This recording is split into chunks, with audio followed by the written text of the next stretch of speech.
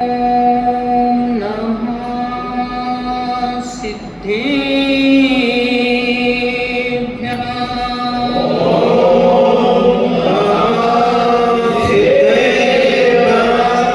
ॐ नमः सिद्धेभ्यः।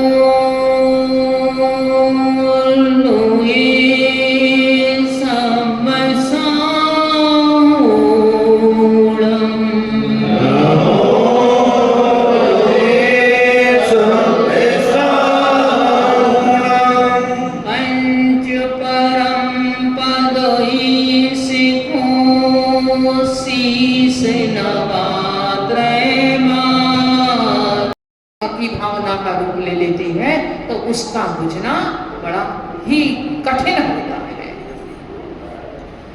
ऐसे बियामान जंगल में और अकेली उस कन्या के लिए छोड़ करके चला जाता है। जब उसकी नींद खुलती है तो पहले तो वो सोचती है कि शायद मेरे साथ मजाक हो रहा है, रोती है, ढूंढती है कहाँ गए पति, इतना ज़्यादा मेरे साथ में मेरी परीक्षा मत लो। परंतु जब सोचती है कि अब शायद मिलने वाले नहीं है, अपना पढ़ती है, पल्ले को अपने को देखती है, उसमें इस दुनिया में यदि व्यक्ति की प्रतिष्ठा पाई है, समाज में भी प्रतिष्ठा पाई है, तो अपने चरित्र के माध्यम से ही प्रतिष्ठित हुए हैं। और दो चीजों ने ही इंसान को अमर बनाया है, या तो उसकी भक्ति ने उसे अमर बनाया या उसकी संयम ने उसे अमर बनाया है।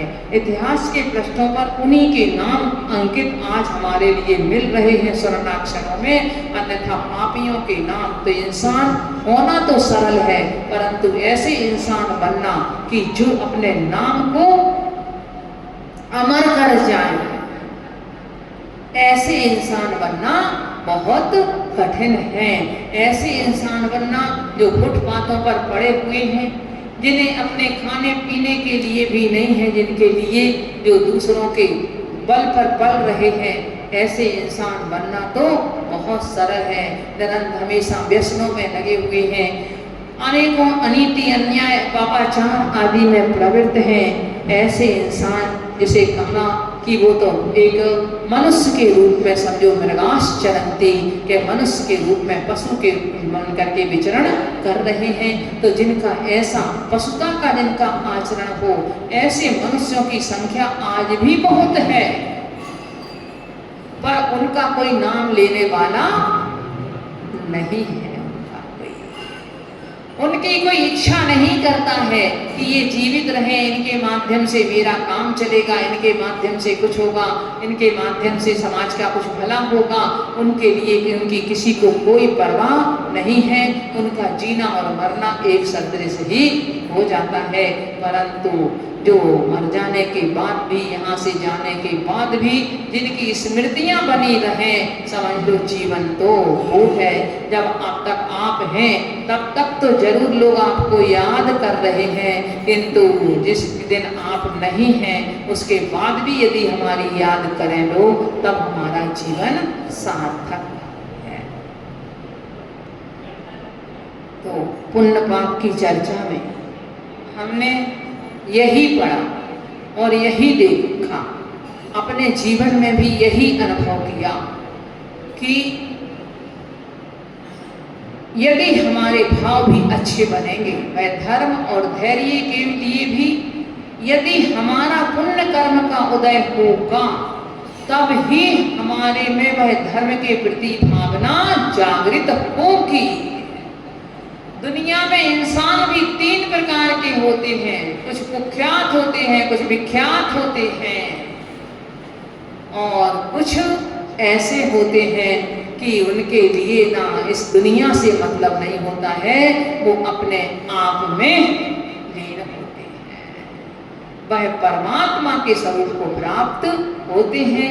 तो ऐसे भी लोग होते हैं, तो नाम तो बहुत लोग चाहते हैं, यश तो बहुत चाहते हैं, किंतु कुछ लोग ऐसे भी अपना नाम चाहते हैं कि मेरा बस नाम हो जाए, चाहे वो अच्छे कामों से हो जाए और चाहे वो बुरे कामों से हो जाए, मेरा नाम हो जाए, मैं दुनिया मुझे जान ले। एक बार एक आया था, बहुत पुरानी बात है, उस व्यक्ति ने कि मेरा नाम भी एक दिन कभी इस पेपर में फ्रंट पेज पर आ जाए, और उसने लेकर गोली चला दी, 5 साल का मर्डर कर दिया। नाम आगे, परंतु किस लिए आया? तो जो तीव्र पाप जिन्होंने किए हैं वो भी इस संसार में लोगों की जबान पर आ जाते हैं, लोग उनका भी स्मरण करते हैं, परंतु एक को कलंकित रूप में करते हैं और एक को सम्मान के रूप में करते हैं। दोनों के प्रति भाव अलग अलग होता है। आज हम रावण इतना ज्ञानी, इतना पंडित, इतना सब कुछ था, उसको हम याद तो करते हैं, परंतु कोई अपने बच्चे का नाम रावण नहीं रखता है, कोई अपने बच्चे का नाम, मच्छी का नाम सूर्पनखा नहीं रखता है। क्यों नहीं रखता है? हम उसका इतना ज्ञानी था, पंडित था, सब कुछ था, इतना वैभवशाली था, परंतु फिर भी उसका नाम हम रखना नहीं चाहते। किंतु राम नाम तो आप जगह जगह सुन सकते हो। यह कहा जाता है भगवान का नाम ले लो, यदि तो कहते भाई राम राम कर लो, राम राम कह दो आप। तो राम का नाम लेने को सभी तैयार हैं, परंतु रावण का नाम लेने के लिए या राम रखने के लिए कोई तैयार नहीं होता। विख्यात दोनों हुए हैं, दोनों इस दुनिया में दोनों लोगों की जबान पर रहते हैं, किंतु फिर भी एक बुरे के रूप में रहता है और एक अच्छे के रूप में रहता है। हमें भी इस दुनिया में यदि हम आए हैं, मानस पर्याय, यदि ये उत्तम कुल, ये सत्समागम यदि हमारे लिए मिला हुआ है, तो हमारा भी यही फर्ज है कि हम यहाँ कुख्यात होकर के नहीं जाएं, किंतु हम जाएं तो विख्यात होकर के जाएं। कुख्यात होकर के जाने वाले, देखो अंजन चोर, भले वो निरंजन बन गया, कहाँ चला गया, मोक्ष पहुंच गया, परंतु फिर भी आज हम उसको किस नाम से पुकारते हैं? चोर, अंजन चोर के नाम से याद करते हैं। ना तो उसका बचपन का पहला नाम बहुत लोग तो जानते नहीं होंगे, उसका नाम था ललितांग कुमार, वो जानते ही नहीं होंगे लोग कि उसका नाम क्या था, किंतु अंजन चोर के नाम से उसको हम जानते हैं।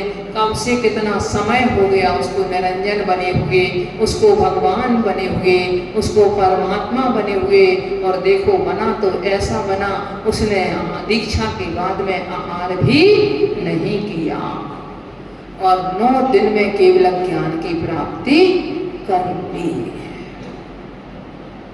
ऐसी साधना उसने की, पर हमारी दृष्टि में वो आज भी क्या है, यानी दृष्टि में तो नहीं है, किंतु फिर भी हमारे मुख पर यदि उसका नाम है तो हमारे मुख पर उसका वही लाभ है। तो अगर एक कलंक भी हमारे जीवन में लग जाएगा, एक चीज भी अगर हमारी ऐसी एक गलती मतलब हमारे लोगों की दृष्टि में आ गई, तो समझ लो वह हमारे ऊपर एक अमिट छाप हमारी हो गई, वह हमारी फिर मिटने वाली नहीं है। लोग हम जितने भी अच्छे काम करके उसको धोना चाहें, परंतु फिर वो धुलती नहीं है, कहीं ना कहीं वह उसकी कालिमा शेष रह जाती है।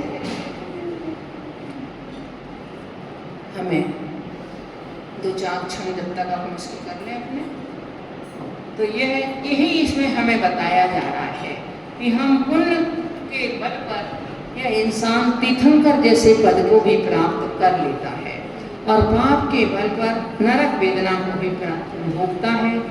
अब ये देखें आगे 91 नंबर का छंद 94 पृष्ठ।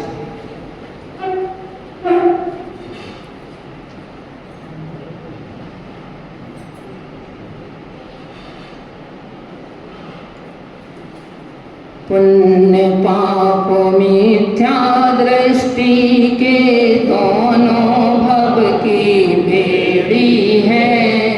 पुण्य स्वर्णवत पाप लोहवत फंसी देख लो एड़ी है। धन परिजन सुख दुख का कारण यह जग जन सोचा करते। पुण्य पाप बिन हिले न पत्ता, ना जन में कोई मरते। पुण्य और पाप के मिथ्या दृष्टि के लिए तो दोनों ही संसार में बेड़ी के समान है, अर्थात संसार में रोकने वाले हैं। क्योंकि पाप में तो फल तो संसार में रोकता है ही, किंतु पुण्य भी जो लौकिक पुण्य है, वह लौकिक पुण्य भी हमें संसार में ही रोके रखता है। पुण्य की परिभाषा अब पढ़ते हुए अपन ने पढ़ा था कि सबसे बड़ी है जो मन की प्रसन्नता, और पाप की परिभाषा में पढ़ा था कि शांत नहीं मन। सब कुछ होने के बाद में भी हमारे मन की शांति हमें नहीं है, तो वो मन की शांति नहीं होना भी हमारे पाप कर्म का ही उदय है। क्योंकि देखो इसकी थ्योरी क्या है, हम मन वचन काय इन तीनों के माध्यम से कर्म का आश्रव करते हैं, चाहे शुभ कर्म का करें और चाहे अशुभ कर्म का करें, तीनों के माध्यम से करते हैं। अब आप अच्छा कभी कभी ऐसा भी होता है कि जैसे कोई नौकरी कर रहा है, अब उसके लिए अपने मालिक के कहे अनुसार वह कोई काम नहीं भी करना चाहता है, फिर भी उसे करना पड़ता है उसके लिए। तो उस कार्य को वो मन से नहीं करता, किंतु वचन से और काया से वह कर रहा है, तो उसके लिए जो आश्रम होगा वो वचन और काया का होगा, मन का नहीं होगा। और आप मान लो अपने घर में हैं, बुजुर्ग हैं, कोई भी काम है, आप दान दे रहे हो, आपके यहाँ लेकर के ध्यान लेने के लिए समाज के लोग पहुंच गए, आप दे तो रहे हो, परंतु कई लोग क्या कहेंगे कि अब ये पहले देते थे, नाम था, अब नहीं दे रहे हैं। तो आप मन से नहीं दे रहे हो पर मन से नहीं दे रहे हो, तो आपने दिया तो, परंतु आपके लिए देने का पुण्य किससे, मन से आपको नहीं हुआ। आपके घर में कोई है, किसी को आपस में सेवा भैया वृत्ति की जरूरत है, आप कर रहे हो, करते हुए भी उनके लिए वाणी भी कटु बोल रहे हो और आप मन से भी नहीं कर रहे हो, किंतु आपको परिवार की दृष्टि से लोग दिखाने के लिए आपको करना पड़ रहा है, आप कर रहे हो। तो आप शरीर से तो आप कर रहे हो, किंतु ना वचनों से कर रहे हो और ना मन से कर रहे हो। और कोई लोग ऐसे भी हो सकते हैं कि जो ना मन से कर रहे हो, ना वचन से कर रहे हो, ना काय से कर रहे हो। और कुछ लोग ऐसे भी हैं जो मन वचन काय से तीनों से ही कर रहे हो, अच्छे कार्य कर रहे हो, बुरे कार्य कर रहे हो, तीनों के माध्यम से कर रहे हो। तो उनके लिए अगर किसी ने मन से वह काम नहीं किया है तो उसके लिए मन की शांति मिलने वाली नहीं है। उसके लिए अगर आपने काया से किसी की सेवा मात्र की है तो आपकी भी सेवा करने वाला कोई मिल जाएगा, आपको स्वस्थ काय मिल जाएगी, वो हो जाएगा। किंतु आपके लिए बेड़ी के समान, परंतु बेड़ी कोई भी हो, हमारी एड़ी तो फंसी हुई ही है उसमें, यानी भाग तो नहीं सकते। इस संसार में जब तक भाई बेड़ी पड़ी हुई है, जब तक हम इस संसार से भाग करके और हम परमात्मा नहीं बन सकते, मोक्ष तक नहीं जा सकते। अब लोग क्या मानते हैं, देखो पुण्य पाप के उदय में धन परिजन सुख दुख का कारण, सुख और दुख दोनों का कारण मानते हैं। धन को भी, परिजन को भी। परिजन है आपके परिवार के लोग हैं, यदि वह आपके लिए किसी अच्छे काम में निमित्त बन जाते हैं, आपके अनुसार चलते हैं, तो आपको वह सुख देते हैं, आपको सुखी करते हैं। और यदि कहीं वह आपके अनुसार नहीं कर रहे हैं, आपकी आज्ञा को नहीं मान रहे हैं, आपसे प्रतिकूल चल रहे हैं, तो वही परिवार आपके लिए दुखदाई हो जाता है। धन भी है, अगर वही धन मान लो आपके पास है, आप उसमें दान पुण्य में लगा रहे हैं, आप अच्छी तरह से उनके पंच इंद्रियों के भोगों को जैसे आप चाहते हैं उनको भोग रहे हैं, आपको वो सुख का कारण बन रहा है। चाहे वो आध्यात्मिक सुख का भी कारण बन सकता है, आपके शारीरिक सुख का, मानसिक सुख का भी कारण बन सकता है। किंतु वही धन मान लो आपका धन और कलह का कारण बन जाए, बन सकता है कि नहीं? तो दुख दे सकता है कि नहीं? एक कौवे के पास उसके मुख में जब वो मांस की एक डली आ जाती है तो और कौवे सारे उसके लिए चोंच मार मार करके उसको छुड़ाना चाहते हैं। और उसके मुख से जैसे ही वो डली यदि गिर जाती है उसकी चोंच से, तो वह सब छूट करके उस डली की ओर चले जाते हैं। इसी तरह से जिसके पास धन है, पैसा है, तो आपके बच्चे हों, आपकी पत्नी हो, कोई भी हो, वह उसके लिए समझ लो वह उसको लेना चाहते हैं, उसको झपटना चाहते हैं, ज़्यादा से ज़्यादा अपने को लेना चाहते हैं। ऐसे ऐसे परिवार दृष्टि में हैं कि जिन्होंने अपनी बेटियों को, बेटों के लिए सब कुछ दे दिया अपना, परंतु फिर भी आज उनके पास में कोई रहने वाला नहीं है कि कोई आकर के उनके पास में रहे, और बस यही सोचते हैं कि ये दे दे हमें पापा, ये दे दे हमें पापा, ये दे दे हमारे लिए पापा। मकान, कोठियां दे दी बच्चों के लिए, 5-5, 6-6 करोड़ रुपया अलग से दे दिया बच्चों के लिए, फिर भी बच्चों के लिए शांति नहीं है, अभी भी उनके लिए संतोष नहीं। पर पापा के लिए 2 रोटी खिलाने वाला कोई नहीं है। इतना करने के बाद हम मान सकते हैं उस चीज को कि उनका कोई पूर्व पाप कर्म का उनका भी उदय होगा, किंतु वर्तमान में उनके कर्म के उदय में इंसान के मन से नैतिकता भी खत्म हो जाती है कि हमारा अपना कर्तव्य क्या है, इस ओर भी व्यक्ति नहीं सोचता है, इस ओर से भी वह मुख मोड़ लेता है।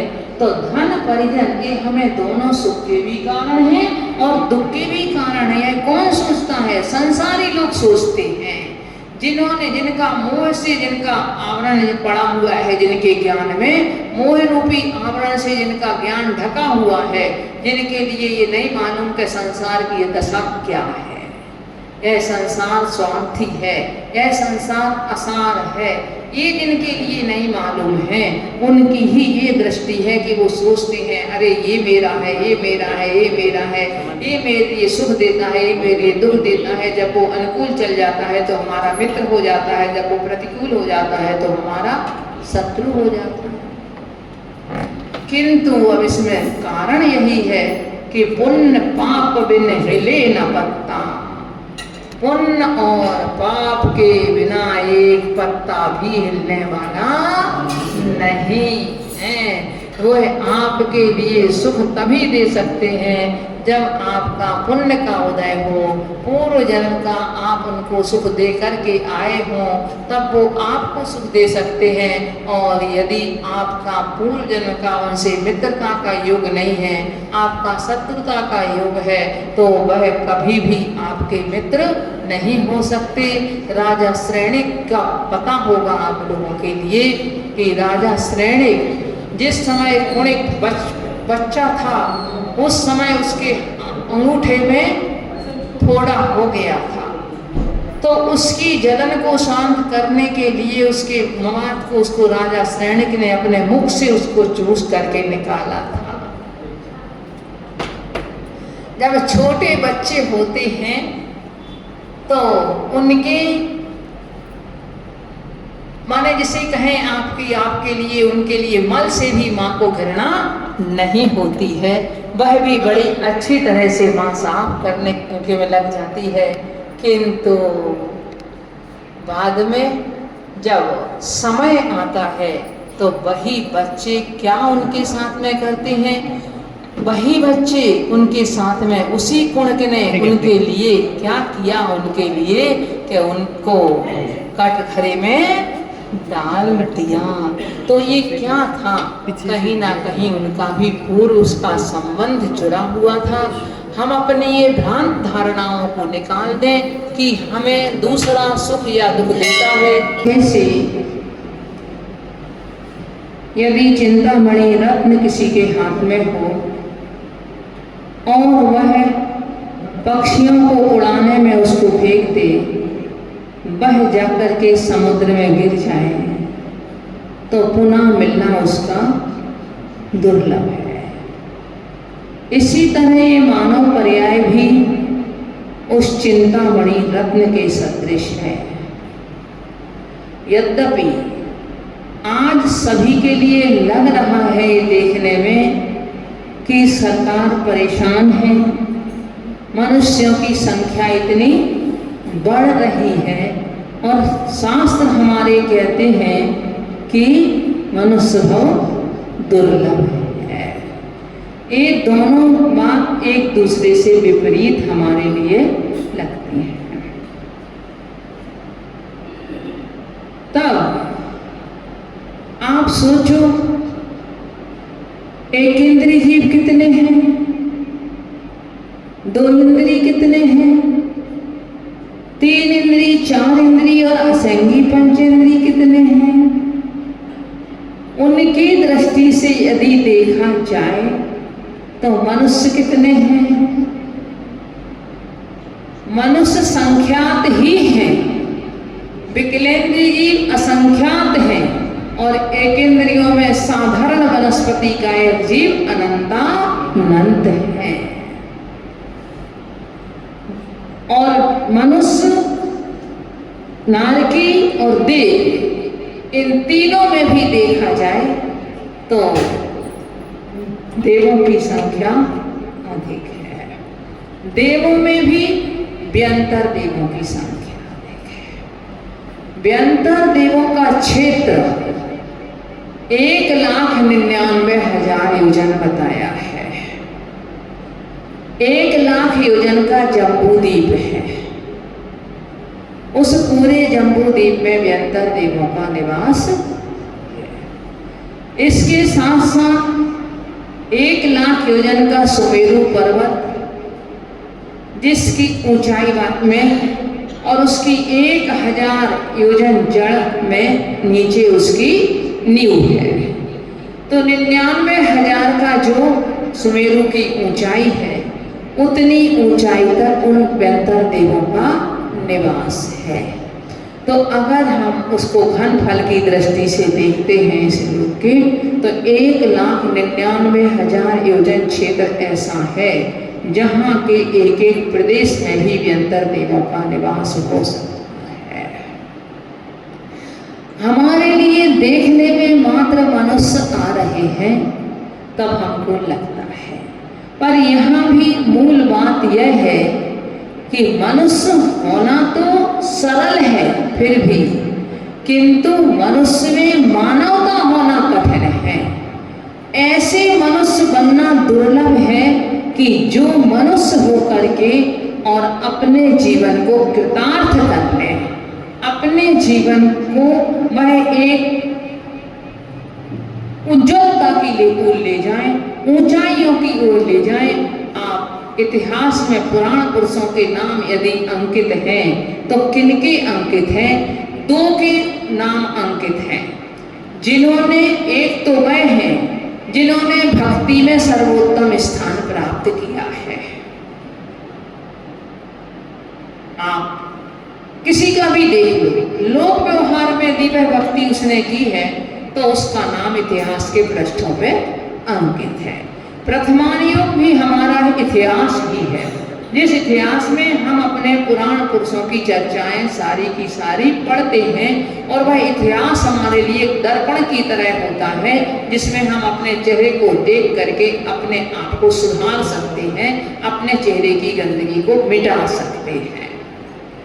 तो ऐसे जिन्होंने या तो भक्ति की है, भक्ति में उत्तम स्थान प्राप्त किया है, आचार्य वानतुंग हो, आचार्य कुमुदचंद्र हो, आचार्य वादिराज हो, या और साधारण मनुष्य में भी आप देखो धनंजय कविराज हो, जिन्होंने प्रभु की भक्ति की और उस भक्ति के फल स्वरूप उन्होंने इस संसार में जिन धर्म की प्रभावना की। हम तो उन्हें चमत्कार का नाम दे देते हैं, पर सही तो ये है कि उन्होंने जिन शासन के महत्व को जन जन में फैलाया, जिस समय उनके माध्यम से ये प्रभावना हुई है, उस समय पूरे नगर के नगर ने जिन धर्म को स्वीकार कर लिया, राजा ने किया, उसके पूरे राज्य ने, पूरी प्रजा ने जिन धर्म को स्वीकार कर लिया, ऐसी धर्म प्रभावना उन्होंने अपनी भक्ति के प्रताप से की, तो आज उनके नाम इतिहास में अंकित हैं। दूसरे इतिहास में उनके नाम अंकित हैं जिन्होंने संयम की साधना की है, संयम की साधना की, और संयम की साधना को करके वह धर्म और धैर्य पूर्वक अनेकों प्रकार के उपसर्ग और परिश्रमों को भी सहते हुए अपनी साधना से विचलित नहीं हुए। अपने शील के महात्म्य से नारियों ने भी, जिन्हें अबला कहा जाता है, शास्त्र में भी अबला कहा है, किंतु उन अबलाओं ने भी सबला बन करके और लोग को दिखा दिया कि हम में कितनी सामर्थ्य है, हमारे शील में, हमारे संयम में कितनी सामर्थ्य है, इसके आगे हमसे कोई टकरा नहीं सकता है। ऐसा नारियों और अबलाओं ने भी दिखा दिया हमारे लिए, चाहे वो सीता हो, अंजना हो, मनोरमा हो, कोई भी नारी हो, ये महान सतियां, इन्होंने अपने शील के महात्म्य से ही धर्म की प्रभावना फैलाई है, और सारे आज भी उनके नाम उस इतिहास में स्वर्ण अक्षरों में अंकित हैं। आज उनके नाम आज हम बड़े किससे ले रहे हैं? बड़ी श्रद्धा से लेते हैं, बड़ी आस्था से लेते हैं। क्यों? उन्होंने अपने जीवन में इस तरह के कार्य किए थे कि उनके नाम आज के प्रति आज भी हमारा मन समर्पित है, आज भी हम उनके प्रति समर्पण अपना किए हुए हैं। जबकि ऐसा नहीं है कि उनके जीवन में किसी तरह की कोई कठिनाइयां नहीं आए हों। अभी आप सुन रहे थे मुक्तक के माध्यम से कि जो जिंदा होते हैं उन्हीं की निंदा होती है, उनकी भी निंदा हुई है, पर उस निंदा में भी वो जिंदा रहे। उनकी विशेषता ये रही, जिंदा रहे, अर्थात मात्र शरीर से जिंदा नहीं रहे, ये शरीर को ही उन्हें सुरक्षित नहीं रखा, किंतु उन्होंने अपने धर्म को सुरक्षित रखा है। उनमें अंदर में धैर्य जिंदा रहा, उनके उनके अंदर में धर्म जीवित रहा, बड़ी से बड़ी वहां से वहां कठिनाइयां आई उनके जीवन में, परंतु फिर भी वो अपने धर्म और धैर्य से विचलित नहीं हुए। पुण्य और पाप के चक्कर में वो भी फंसे रहे, वो भी फंसे उस चक्कर में, किंतु वह उसमें से निकल भी गए। देखो ऐसे ऐसे सतियों का दृष्टांत आता है। पहले कितनी छोटी उम्र में विवाह हो जाता था, होता था ना, बहुत छोटी उम्र में विवाह होता था। गुरुकुल में दोनों पढ़ते थे, उसके बाद एक वह सेठ की पुत्री थी और वह राजपुत्र था। जब दोनों गुरुकुल में पढ़ते थे, एक दिन बच्चे हैं उनमें मजाक हुई, वह कन्या सो रही थी, उसके दुपट्टे में कौड़ियां बंधी हुई थी 7। तो राजपुत्र ने अपने मित्रों के साथ मिलकर उन कौड़ियों को छोड़ करके और उनकी मिठाई मंगा के खा ली। जब वह कन्या की नींद खुलती है तो नींद खुलने के बाद वो देखती कि मेरी कौड़ी कहाँ गई। उस समय व्यापार कौड़ियों में चलता होगा, उस समय की बात है। तब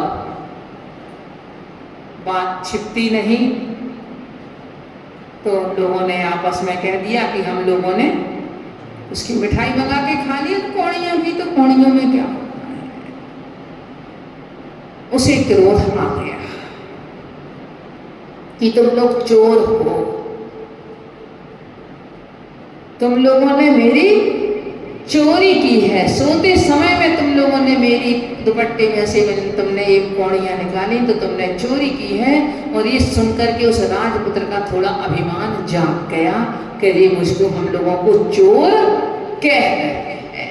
तो बोला तुम क्या कर लेती उन 7 कौड़ियों में।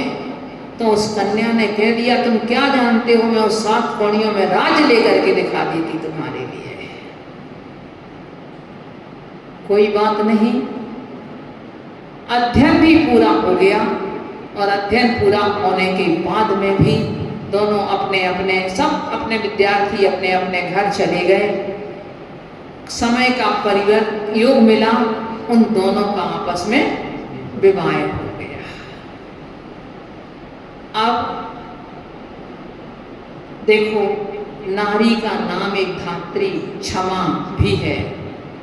नारी को ममता की मूर्ति कहा जाता है।